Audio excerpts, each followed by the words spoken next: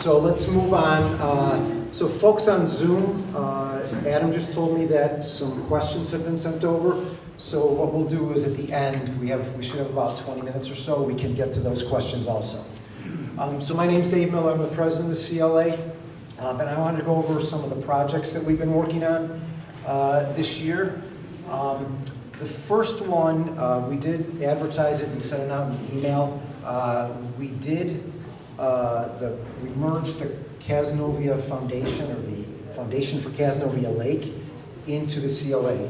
The main reason we did that was it was honestly confusing to the community, and when we looked at our mission statements, they were effectively the same thing. So we worked over the last year in order to do that merger so that we didn't have an overlap of boards, which were really trying to do the same thing, but there wasn't a reason for it, and it was confusing for the community. Obviously, the foundation had money because they have been doing fundraising throughout the years, although that fundraising had really weaned off in the last 5 to 7 years or so. So what we did was, what we agreed to between the two boards is that we would take that money that was in that Foundation for Cazenovia Lake, and we would put it in an endowment in the CNY Community Foundation. There's too many foundation names here. So that money is sitting in the CNY Community Foundation. That money can only be utilized for long-term, one-time projects. It cannot be used for lake treatment. And that stays true to the foundation's original mission. I think it's a great thing because it really does provide a nice demarcation between, look, this money is over here is for lake treatment. If we need to raise money for that, we will. This money over here is for a long-term project that we want to embark upon, and so now we can use that money for that. Nobody else, no other lake, no other entity can have access to that money other than Cazenovia Lake, okay? So from a structure standpoint, what we did was we formed a subcommittee on the Lake Association, which does include 2 former board members from the Foundation for Cazenovia Lake. And if a request comes in for money to do a project, we'll meet on that and we'll decide whether that project is something that's valuable and should be funded. So that process hasn't changed. That's the process that the foundation had, so we kept that process going. If money is needed to be requested, just contact the CLA and then set up a meeting and we'll talk about it and see where we go. Okay? Next slide. So I wanted to quickly go over the 5-year project plan from a high level, and then I wanted to dig into 2 projects specifically. We have a 5-year project plan. 5 years is just a number. It doesn't really mean anything. It was just a way to kind of break things down logically in our heads. The first one is our CLA ESF partnership. We're very fortunate, very, very fortunate that we have the relationship with Greg and Ann and the other folks at ESF where they've decided to use Cazenovia Lake as their research lake. My opinion, it's going great. Greg and his crew have been a great, great resource to us.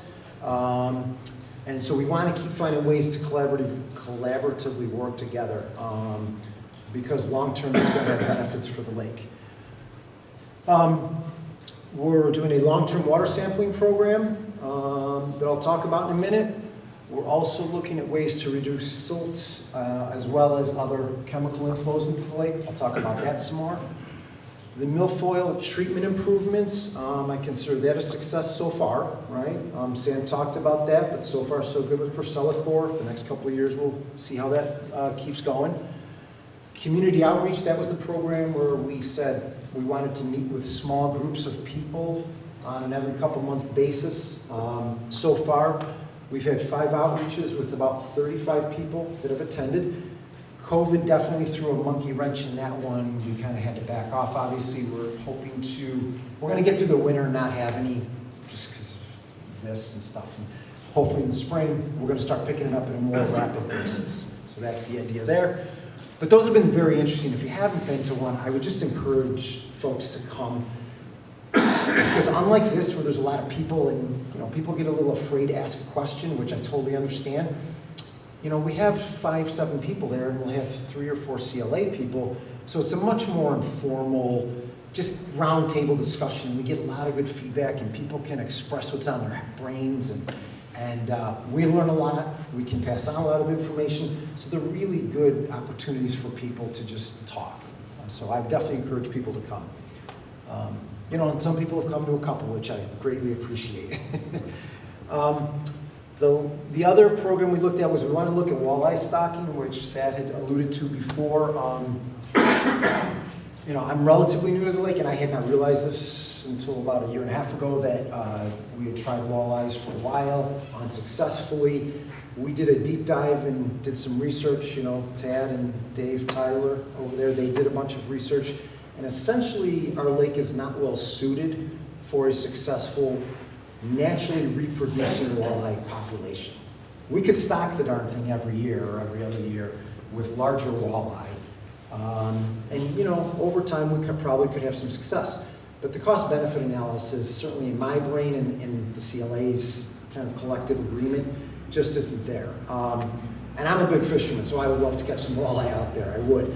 But in my head, I'm just like, there's not good spawning grounds. Between the bass and the chain pickerel in the lake, they're just gonna struggle actually getting a strong foothold to naturally reproduce. So we've kind of considered that done. It's really not gonna be something that's gonna be high on our list of things to attack at this point. Okay, next slide. So I want to talk about the water sampling program. What we decided to do was we needed to start forming a good database of what's in the water. And we needed to start looking at what's in the muck. So all the little invertebrates down there. We need to look in the water column itself at zooplankton and phytoplankton and algae. And then we need to look at the fish at the top level, right? Because it all kind of goes together.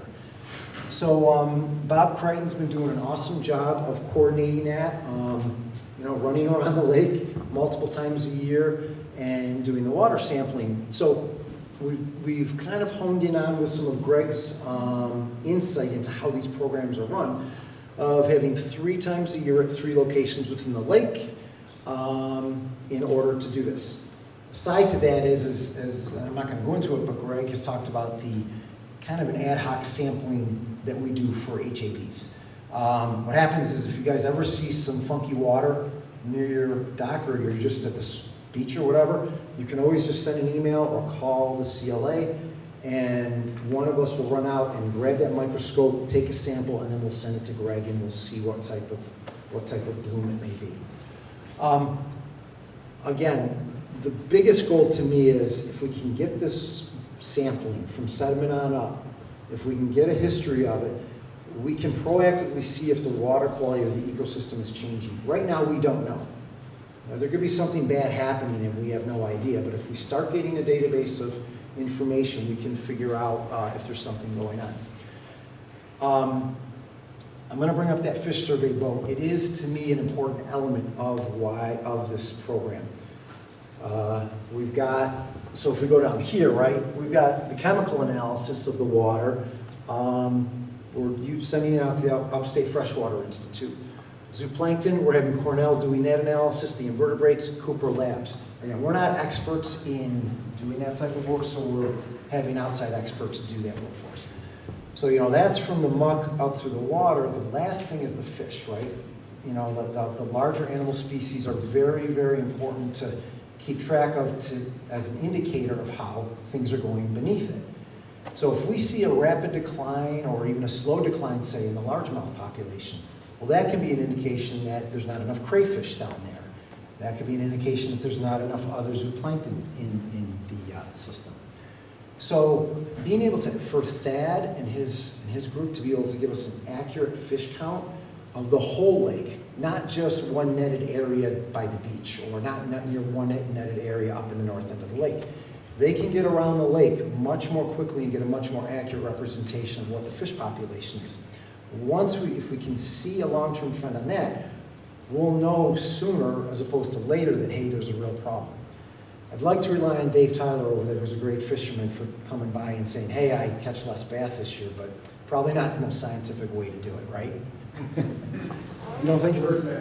What'd you say? Not reliable. So you know, that's why I think that fish survey boat, boy, if we could get that done, I think that would be a big win for the community, for the college, for the lake. So, you know, we're really focusing on that and hoping we can get that done. Next slide.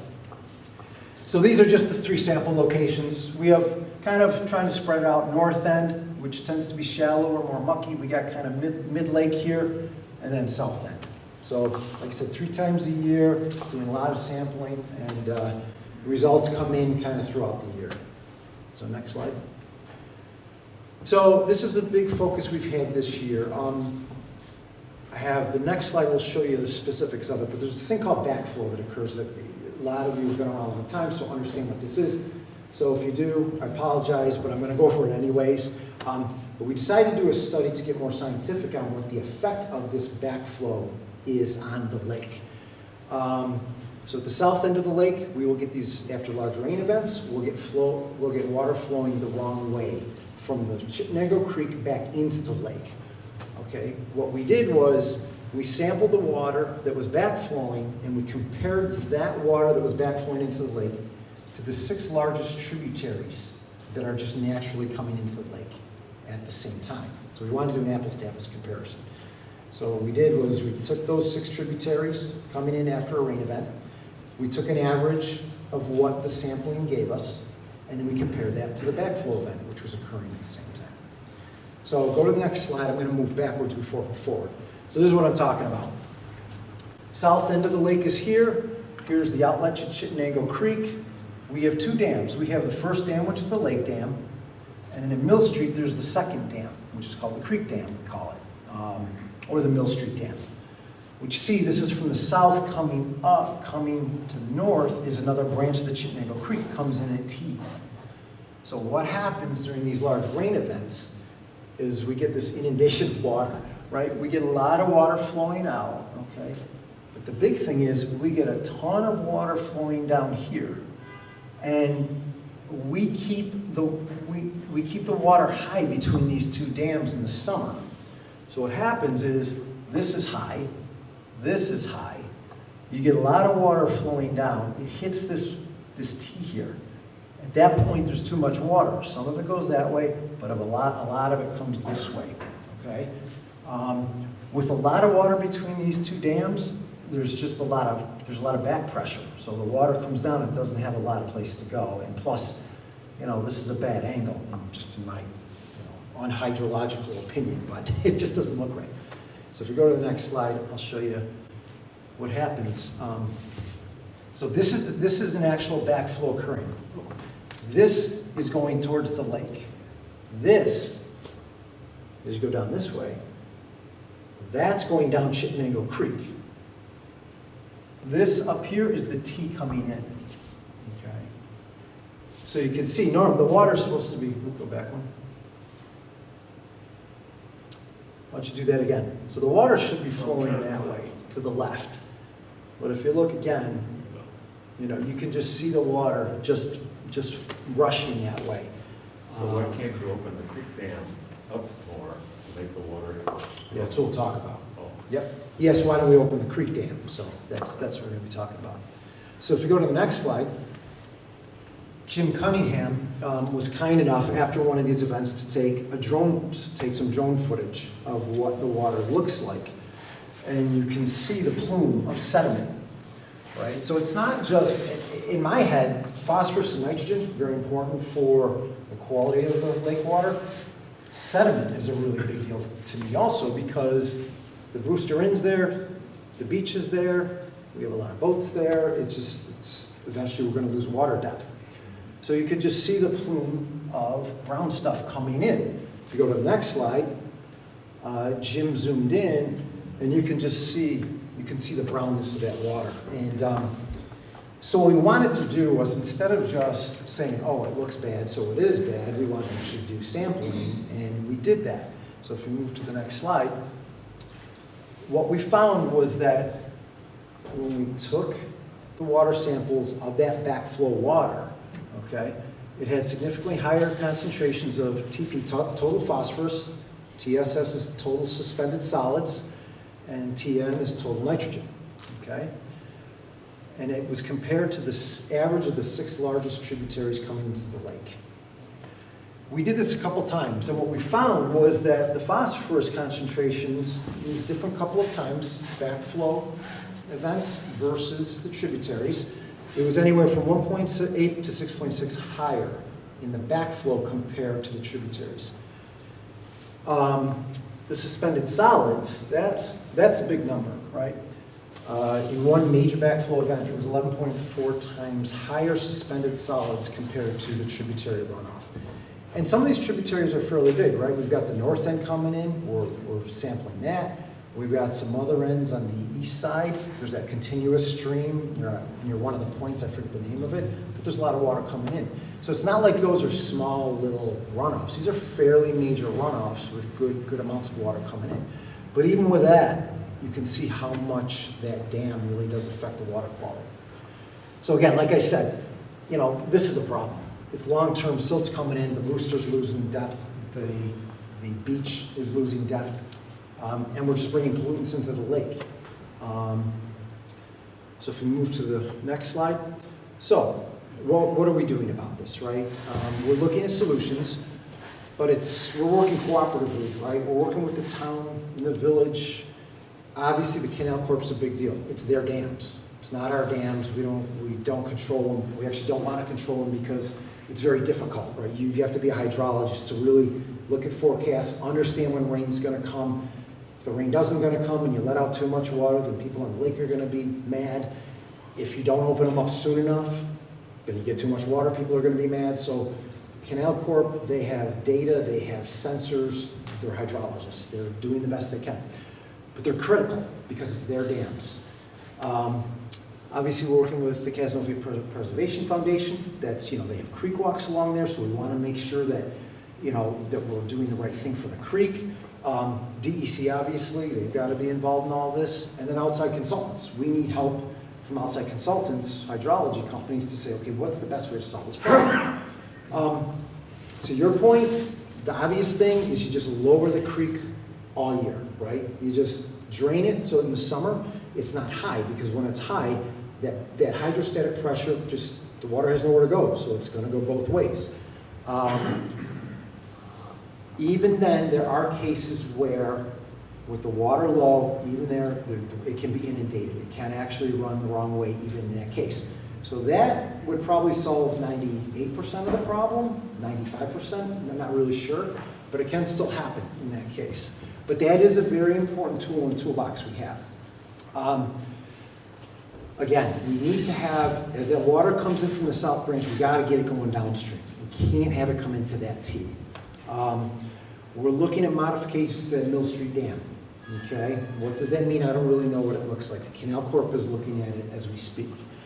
One of the things that's important for a lot of us is in between those two dams, because we kept the water high so long, when it drains, you'll see all the mud on the banks, right? It doesn't look like the rest of Chittenango Creek downstream. You know, if you go downstream in Chittenango Creek after the Mill Street Dam, it looks nice. It's a trout stream. It's what a stream should look like. So right now, though, the problem is since we keep water high there in the summer, the second you drain that, it looks, you know, there's mud everywhere. Long term, if everybody could kind of get their head around, geez, if we did a stream restoration, or if we let nature take its course, either way, over time, that place would fill in, you know, vegetation would just grow along that area, sediment would be washed down over time, and you would end up with, in between those two dams, you would end up with Chittenango Creek, like it was supposed to be. That second dam, Mill Street Dam, was put in 1857, solely for the purpose of maintaining water level between those two dams, because there were mills there. The Canal Corp has told me repeatedly they have no need for that second dam. It's not serving any purpose right now. It's not navigable, there are no mills there, so it's not a functional dam to them at all. So if we can get there, if we can make that area look nice, if we can keep less water there, if we can maybe affect that stream flow downstream, we can eliminate this problem. And I really think we can do it. And long term, it'll be a great thing. Right? We'll have less muck coming into the lake, and it'll enhance the stream trout, the stream in terms of trout ability, because we do get trout coming from different locations. So That's a major thing we're working on this year. So next slide. Oh, that was it actually. So I'd like to open up to any questions. Yes, correct. So if you want to flush out the area between the Mill Street Dam and the Creek Dam, don't you need to make changes to the Creek Dam, the lower downstream dam? Or is that the dam that's controlling lake? Yes. So his question was, if we want to essentially clean up that area and remove this problem, do we have to make changes to the Mill Street Dam? And the answer is yes. And so there's a couple ways to do that. They do have gates that they can just open up, and once they open those gates, water does flow. But there still is a large spillway which can hold water back. So that's what the Canal Corp is looking at, is maybe lowering that spillway to allow more water to flow. Because the one thing they're very concerned about is they have to keep water flowing downstream in Chittenango Creek. They cannot completely dam that up. And that's been a problem in the past when they close the gates in the summer, and if we have a dry summer and the water drops, they've got to go reopen those gates because they've got to keep water moving downstream. But that's a good question because that's what the Canal Corp's looking at, is modifications to that Mill Street Dam in order to do that. Any other questions? Okay, thank you. Turn it over to Jimmy.